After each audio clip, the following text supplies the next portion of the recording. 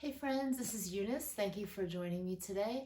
Today, I just wanted to share just something that I have been pondering with the Lord, and it's by no means like a complete message, but I feel like it's something that I feel like the Lord is speaking to me for me to mull over and to pray through and to honestly just seek Him more through it. And I hope that this blesses you guys too, because I wish I had just like this very complete message to give you guys today, but for today, I feel like it's more thoughts that I want to share. That I feel like as I process with the Lord, I hope that you will take these thoughts and also process them with the Lord and apply them to your own personal life. So I just wanted to jump in 2 Kings chapter 4, starting at verse 8. One day Elisha went to Shunem, and a well-to-do woman was there who urged him to stay for a meal. So whenever he came by, he stopped there to eat. She said to her husband, "I know that this man who often comes our way is a holy man of God. Let's make a small room on the roof and put in it a bed and a table, a chair and a lamp for him. Then he can stay there whenever he comes to us." One day when Elisha came, he went up to his room and lay down there. He said to his servant Gehazi, "Call the Shunammite." So he called her, and she stood before him. Elisha said to him, "Tell her, you have gone to all this trouble for us. Now what can be done for you? Can we speak on your behalf to the king or the commander of the army?" She replied, "I have a home among my own people." "What can be done for her?" Elisha asked. And Gehazi said, "Well, she has no son, and her husband is old." Then Elisha said, "Call her." So he called her, and she stood in the doorway. "About this time next year," Elisha said, "you will hold a son in your arms." "No, my lord," she objected. "Don't mislead your servant, O man of God."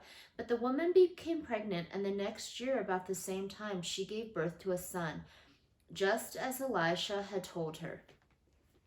So this week, what I've really been pondering with the Lord is like this idea of um, making space for miracles. And so I guess to me, a lot of times I love reading about miracles in the Bible and hearing people's testimonies of how miracles have happened in their life. But if you think about life, one of the things that propels those miracles often is you are in a place of desperation and you need God to move on your behalf, or like someone's gonna die or someone's gonna get really sick and you're gonna have to walk with them through the sickness, or you need a financial miracle, or you're gonna go bankrupt, you know what I mean? And so, okay, those are all pretty extreme circumstances, but you get my point. Is I see often that in the place of needing a miracle is also you are in this kind of like desperate state. But something that the Lord was also pointing out to me this week is another place for seeing miracles is the example of this woman in the Bible. And so what I mean by that is she made room for the Lord to move. Like she actually made a physical room in her house. Now I love the fact that it says that she was a well-to-do woman. And I love the fact that she used that wealth to for the Lord to use her wealth in the kingdom. And so she saw a need where Elisha needed a place to stay, and she made space for him in their house. Think about it. She invested money to make an actual room in the house. They invested money in furniture. They invested money in food to feed the prophet. And I just think that that is remarkable because she was not at that moment in a place of desperation. She just had a vision and she saw, oh, okay, there's a need here. There's a need where the prophet of God has a need of a place to stay whenever he comes to town. And I am going to use my wealth, and she, of course, she talked it over with her husband.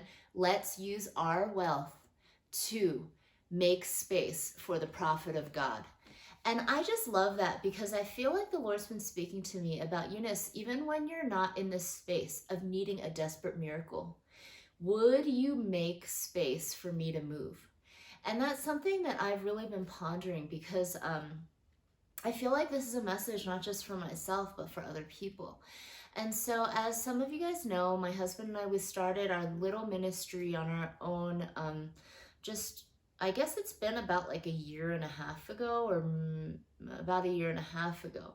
And the thing that's crazy about it is like, it came from a place of us really needing to take a step of faith, because up until this point, my husband has worked for ministries that were established or ministries that were starting with other people. And so this is the first time that he and I have kind of launched out on our own. And so it was a huge leap of faith for us. Something about the way that we started it too is we depend on people's donations, and we depend on God just moving on our behalf. And so it was a step of faith, but something that I feel like the Lord really has been speaking to me is like, as we step out in these places of faith, like, are we creating spaces for him to move?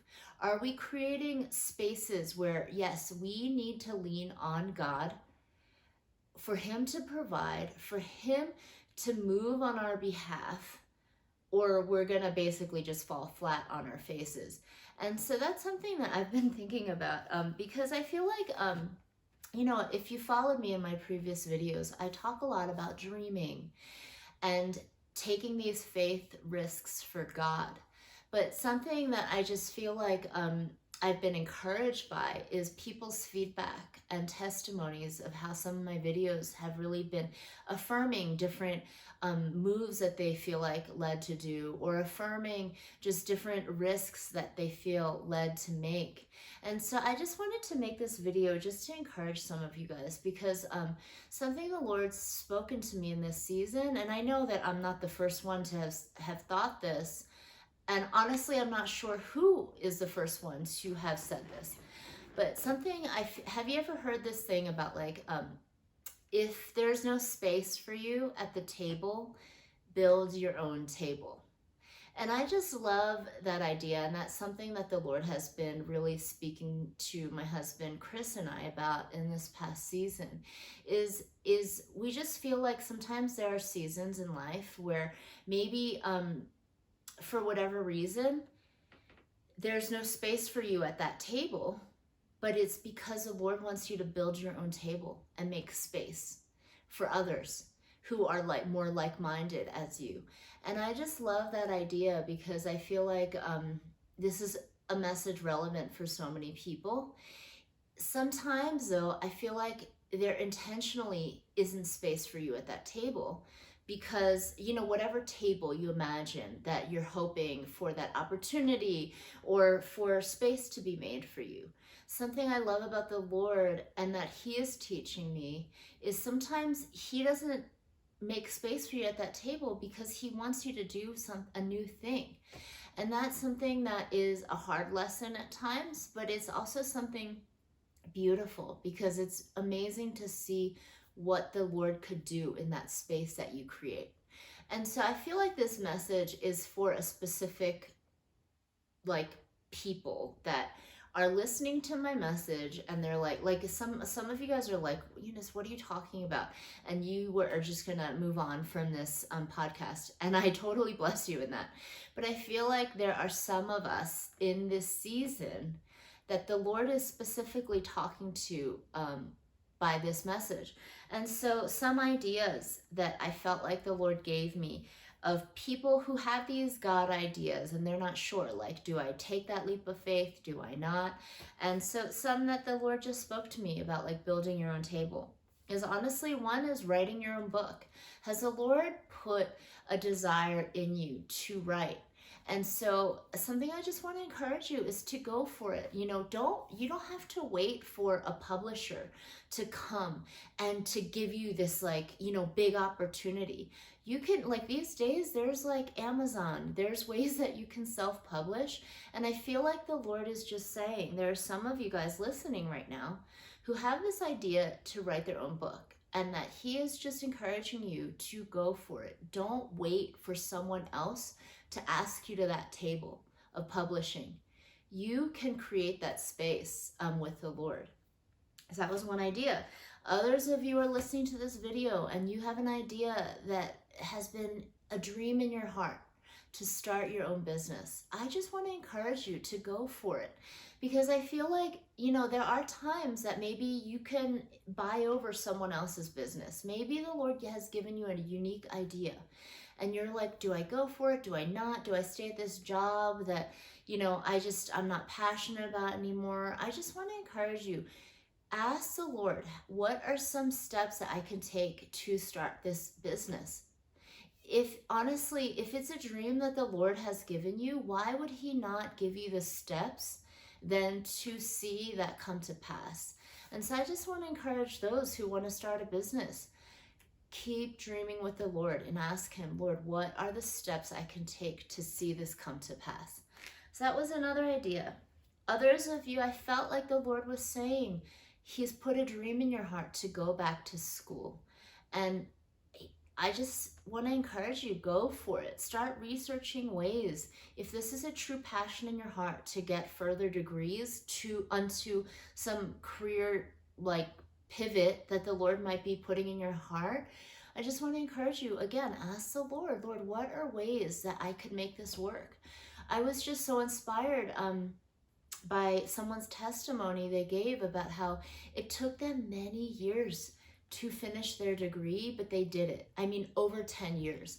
And I just love that story because I was just so encouraged by their tenacity and their willingness to persevere, honestly, because I know for myself as a mom, when you're so busy, it is hard to give yourself to school, to go back to school with all these other young people, or to go back to school where it's going to be costly, or to go back to school when maybe you could be just vegging out when your kids are asleep. But instead, this mom had the vision to just get her degree. And so when the kids were asleep at night, working on your papers and stuff like that, that takes incredible perseverance. As a mom, I just give whoever is in that season just crazy props, because I just can't imagine doing that. But maybe you're even a husband listening to this and you have a desire for these further degrees. I would just want to encourage you guys to partner up with the Lord and with your spouse and to really pray about how you can make that happen. And so another thing, obviously, this is something that Chris and I have done in our own life that I want to encourage you, is there are some of you guys that do have a dream of starting your own ministry. And I just want to encourage you the way that my counselor and some of my best friends encouraged us at the time is there are so many ways that we can start our own ministries. Think of how I just started this little YouTube channel where I asked my 15-year-old son at the time, Zach, will you help mom start a YouTube channel? And he helped me set it up within 30 minutes. And just like that, that is how our podcast started. And so I just want to encourage you guys, maybe the Lord has placed messages in your heart that the world really needs to hear. And I want to encourage you, if there is a ministry that the Lord wants to birth through your life, to partner with him. Take those steps of faith, and he is so faithful in helping us fulfill the dreams that he planted in our hearts. And so I just wanted to encourage you guys with that thought. And I also wanted to leave you guys with this imagery, okay? This morning I was praying about this video and what to say, and I felt like the Lord gave me the imagery of just a puzzle. Let's say that you have this 1,000-piece puzzle. I know that last year, my family, for Christmas, my daughter, we gave her this Baby Yoda puzzle or whatever. And so the thing is our family all came together to help her put the pieces together. And the sad, ironic thing is, and I'm sure this has happened to you if you've done a puzzle, is 999 of those pieces came together, and then there was one piece missing. Do you know how frustrating that is? Anyone who's done a puzzle, when you've put together a puzzle and you were like, where is that last piece? And that was definitely us for weeks until we found, after we, by a miracle, found that last piece. But why I say this is I felt like the Lord was saying how each one of us has a piece to contribute to this world. A gift that the Lord has given you that really matters to this world, that really matters in the body of Christ. And honestly, I felt like the Lord was saying is, like that one last piece in the puzzle of my daughter's puzzle last year. I felt like the Lord was saying, you know how frustrated you felt when that piece wasn't in place? Like when all of you guys would, every day when you'd walk by that puzzle and you're like, where did that piece go? The world is waiting for you to say yes to the Lord and to add your piece into that puzzle. And so I just wanted to encourage you guys with that thought, because I think a lot of times, whether it's our low self-esteem or whether it's the enemy just pushing these dreams and thoughts away that the Lord plants in our hearts, I feel like the Lord, sometimes we think, my piece, it's not significant. It's okay if I say no right now. That's just a pipe dream. Or that's just a foolish dream, or the risk that would involve, it would sacrifice my family too much. And so I just don't think that is going to happen.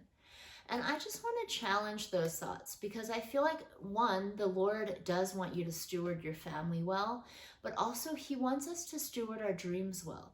So if this is truly a dream from God, why would he plant it in our hearts to do if he's not going to equip us, and if he's not going to come through in the areas that we step out in faith? And just like my family, every time we looked at that puzzle on the coffee table, we felt frustrated because that one piece was missing. What I just want to encourage you is the world is waiting for the gift that the Lord has put in you. And whether that is that book or that business, or you going back to school for that career pivot, or you starting your own ministry, or you starting a podcast, or whatever it is that the Lord has made you passionate for, and you're in that teetering like seesaw of doubt, like, is this going to work? Is this not going to work? There's no way this is going to work. Or yes, it's definitely going to work. And trust me, I know sometimes people think that, like, they look at Chris and I, and then they hear some of our stories and they're just like, oh, that's just for them. Chris and I definitely go through times of doubt when we take these leaps of faith and we're like, oh my gosh, is the Lord going to come through? And then the other one of us is like, no, the Lord's definitely going to come through. And then the other one of us is like, no, this is scary. Like, what if the Lord doesn't come through? You know what I mean? Like, we definitely go through these things. But at the same time, I feel like as we've taken these steps of faith in our own lives, the Lord has been so faithful in coming through for us. And so I just wanted to leave you guys with these thoughts.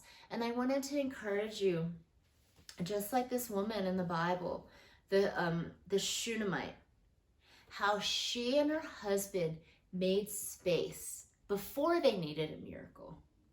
Okay, they built this room before they knew that Elisha was gonna, prophesy that son to come into their household. And then if you know the story further, it's really sad.